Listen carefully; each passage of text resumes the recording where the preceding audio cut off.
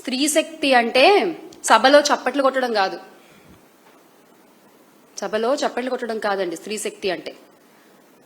నిజమైన స్త్రీ శక్తి ఎలా ఉంటుందో గత ప్రభుత్వంలో జగన్మోహన్ రెడ్డి గారు చేసి చూపించారు. మీలాగా మాటలు చెప్పి ఆగిపోలేదు. ప్రతి ఇంట్లో ఒక నమ్మకాన్ని కలిగించారు ఆయన. అది నిజమైన స్త్రీ శక్తి అంటే. మహిళల గౌరవం పోస్టర్లలో కాదు, పాలనలో చూపించాలి అని ప్రూవ్ చేశారు వైఎస్ జగన్మోహన్ రెడ్డి గారు.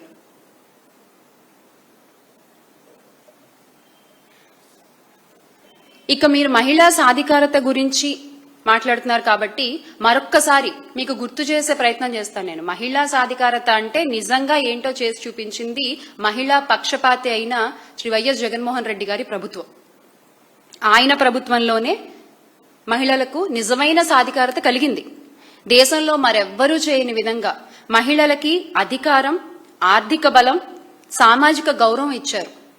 మహిళలకి డిప్యూటీ సీఎం పదవులు ఇచ్చారు, వరుసగా హోమ్ మినిస్టర్ పదవులు ఇచ్చారు, ఎమ్మెల్యేలుగా, అలాగే చిన్న చిన్న పదవులు, మున్సిపల్ చైర్మన్ పదవులు, జెడ్పీ చైర్మన్ పదవులు, ఇలా వీటిల్లో కూడా మహిళల్ని భాగస్వామ్యం చేసుకున్నారు ఆయన. కాంట్రాక్ట్ లో కూడా 50% వాటా ఇచ్చారు మహిళలకి. ఇలాంటి చరిత్ర ఎవరైనా సృష్టించారా? అసలు ఎవరికన్నా ఉందా? ఇన్ని సంవత్సరాల పార్టీ అని మీరు చెప్పుకుంటారు కదా, మీకుందా ఈ క్రెడిబిలిటీ, ఈ హిస్టరీ? ఆసరా, చేయూత, కాపు నేస్తం, ఈబీసీ నేస్తం, సున్నా వడ్డీ, జగనన్న తోడు వంటి పథకాలు మహిళల్లో నిజంగా గత ప్రభుత్వంలో స్వయం శక్తిని పెంచాయి. అంతేకాకుండా ITC, Procter and Gamble, Reliance వంటి అంతర్జాతీయ నెట్వర్క్లతో మహిళా సంఘాలను అనుసంధానం చేసిన ఘనత కూడా శ్రీ వైఎస్ జగన్మోహన్ రెడ్డి గారిదే. ఇప్పుడు చంద్రబాబు గారు వచ్చాక ఇవన్నీ నాశనం చేశారు. పబ్లిసిటీ తప్ప ప్రజలకి నిజంగా కలిగిన ప్రయోజనం అంటూ ఏదీ లేదు. 2 ఏళ్ల పాలన నిజంగా మాట్లాడుకుందాం. మీరు ప్రజలకు చేసిందేంటి? 2 ఏళ్ల తర్వాత కూడా చంద్రబాబు నాయుడు గారు, లోకేష్ గారు చేస్తోంది ఏంటయ్యా అంటే నిత్యం జగన్మోహన్ రెడ్డి గారిపై నిందలేయడం, వైఎస్ఆర్ కాంగ్రెస్ పార్టీ నాయకులపై కేసులు పెట్టడము, సోషల్ మీడియా వాళ్ళని అరెస్టులు చేయించడము. ఇది మీరు చేస్తుంది. ఎన్నికల ముందు ఒక మాట, అధికారంలోకి వచ్చాక ఒక మాట. ఈ రోజున చెప్తున్నాము, నిజంగా రాష్ట్రంలో మీరు యు లాస్ట్ యువర్ క్రెడిబిలిటీ. అది ఇంకా మళ్ళీ ఎప్పటికీ తిరిగి రాదు. ఆ విషయం మీరు గుర్తుపెట్టుకోవాలి. ప్రతి ఒక్కళ్ళకి ఈ రోజున అర్థమైపోయింది what is Chandrababu Naidu, what is Nara Lokesh అని. మహానాడులో మీ మాటలు మాత్రం చాలా పెద్ద పెద్దగా ఉన్నాయండి, చాలా పెద్ద పెద్దగా ఉన్నాయి.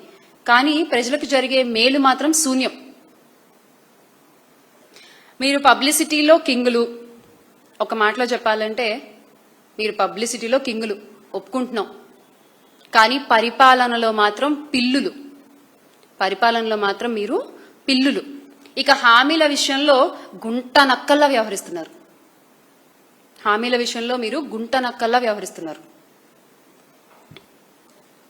జగనన్న ప్రభుత్వ కాలంలో గ్రామ సచివాలయ వ్యవస్థ, వాలంటీర్ వ్యవస్థ, నాడు నేడు, ఫ్యామిలీ డాక్టర్, రైతు భరోసా, అమ్మ ఒడి, ఆసరా, చేయూత, ఇలా ప్రతి పథకం, పూర్తి ఫీ రియంబర్స్మెంట్, వసతి దీవెన, ఆరోగ్యశ్రీ విస్తరణ, అందరికీ ఇళ్లు, ఇలా ప్రజల జీవితాల్లో మార్పు తీసుకొచ్చే కార్యక్రమాలు ఎన్నో వచ్చాయి. కానీ ఈ రోజున మీ పాలనలో ఏమొచ్చాయంటే తిట్లు, శాపనార్థాలు, ప్రతీకార రాజకీయాలు. ఈ 2 సంవత్సరాల్లో జరిగినవి ఇవే. ఇక్కడ ఇంకో విషయం కూడా చెప్పాలనుకుంటున్నాము. నిన్న మామ, మరదలు, తమ్ముడు పార్టీ మహానాడు పేరిట నిజంగా మీరు చేసిన మహానాటకం మాత్రం అద్భుతం అండి. ఆ మహానాటకం మాత్రం అద్భుతం అంతే. ఎందుకంటున్నాం అంటే మామగారైన ఎన్టీఆర్ని వెన్నుపోటు పొడిచారు, మరదల గారి బలవన్ మరణానికి మీరు కారకులయ్యారు, తమ్ముడు గారినేమో గొలుసులేసి కట్టేశారు. నిజమే కదా ఇవన్నీ? అందుకే ఆ పార్టీ మామ, మరదలు, తమ్ముడు పార్టీ అని పిలవక తప్పట్లేదు. అంటే మీరు మీ లిమిట్స్ దాటి మాట్లాడితే మేము ఇలాగే మాట్లాడాల్సి వస్తుంది. మేము కూడా ఇలాగే మాట్లాడాల్సి వస్తుంది. ఇన్నాళ్ళు మేము మాట్లాడలేదు అంటే అది చేతకాక కాదు, కొన్ని విలువలు మాకు ఉన్నాయి కాబట్టి మేము మాట్లాడలేదు. మీరు ఈ రోజు ఇంత దిగజారి మాట్లాడుతుంటే మీ అంత దిగజారడం మాకు రాదు, కానీ మేము కూడా నిజాలు తేట తెల్లంగా ప్రజలకు చెప్పాల్సి ఉంటుంది. మహానాడు వేదిక పైన అసలు ఉన్నవారికి ఎవరికైనా క్రెడిబిలిటీ ఉందండి? నెత్తి మీద రూపాయి పెడితే చెల్లి అర్హత ఉందా?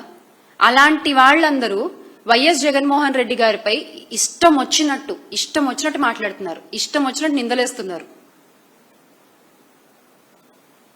అక్కడ ఉన్న వాళ్ళందరూ ఎవరంటే కబ్జా రాయుళ్లు, బ్యాంకు దోపిడీదారులు, అమరావతిలో అవినీతి పరులు, మహిళలను లైంగికంగా వేధించిన వాళ్ళు, డిఎస్సి స్కామ్స్టర్లు, వీళ్ళే అక్కడ ఉన్న వాళ్ళంతా.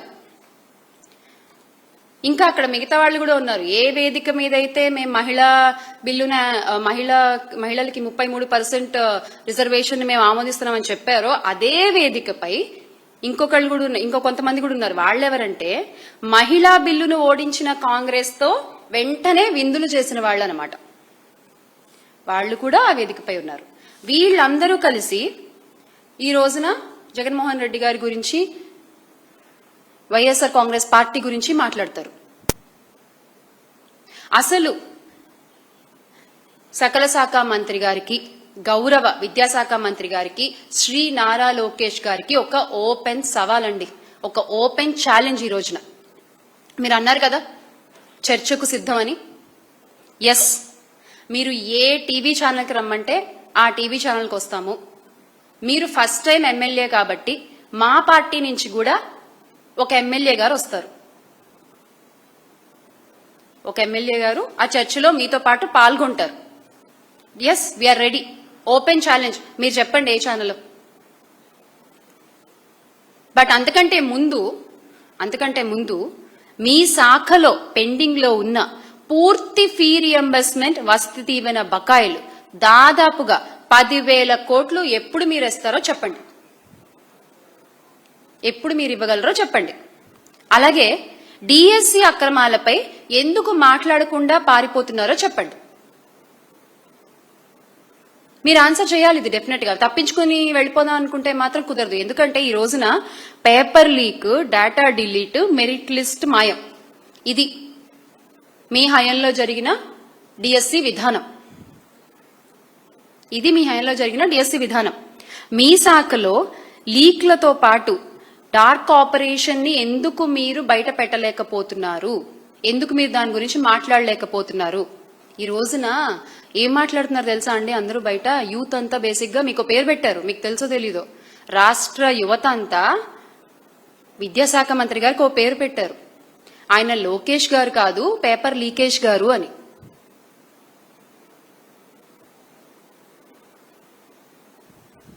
మీ హయాంలో ఎన్నిసార్లు పేపర్ లీక్లు అయ్యాయండి? ఎన్నిసార్లు పేపర్ లీక్లు అయ్యాయి?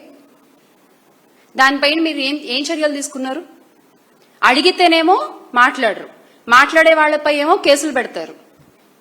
మీరు పరీక్షలు నిర్వహించే దాంట్లో డొల్లతనం పెట్టుకుని అడిగిన వాళ్లపై కేసులు పెడతామంటే ఎలా సార్ పేపర్ లీకేజ్ గారు? ఈ రోజున ఎంతో మంది జీవితాలు అతలాకుతలం అయిపోయాయి మీ పేపర్ లీక్ వల్ల. దానికి మీరు ఇచ్చే సమాధానం ఏంటి? ఈ రోజున వైఎస్ఆర్ కాంగ్రెస్ పార్టీ రాష్ట్ర వ్యాప్తంగా నిరసనలు చేస్తుంది, ధర్నాలు చేస్తోంది, డిఎస్సి అభ్యర్థులకు న్యాయం జరగాలని పోరాటాలు చేస్తోంది. కానీ దానికి మీరు ఇచ్చే సమాధానం తప్పించుకు తిరగడం. మళ్ళీ ఏమన్నా అంటేనేమో మేము స్టాన్ఫోర్డ్ లో చదువుకుని వచ్చాం అంటారు. నిజంగా ఈ రోజున మీరు ప్రవర్తించే తీరు, మీరు మాట్లాడేటువంటి భాష, ఆ స్ట్రీట్ లాంగ్వేజ్, మీరు పరిపాలన చేసే విధానం, ఇవన్నీ చూసి స్టాన్ఫోర్డ్ వాళ్ళు కూడా సిగ్గుపడేటువంటి పరిస్థితి ఉంది. గొప్ప చదువులు చదువుకుంటే మాటల్లో సంస్కారం ఉండాలి, చేతలు 10 మందికి ఉపయోగపడేలా ఉండాలి. ఆ రెండూ మీలో లేవు. ఒక పారిశ్రామికవేత్త నుంచి లాబియింగ్ ఫీజుల రూపంలో వసూలు చేసి ఆ డబ్బులతో ఫీజులు కట్టారన్నది మీరు వాస్తవమా కాదా చెప్పండి సార్. వాస్తవమా కాదా? ఒక పారిశ్రామికవేత్త నుంచి లాబింగ్ చేసి ఆ డబ్బులు మీరు ఫీజుల రూపంలో కట్టారు అన్నది వాస్తవమా కాదా?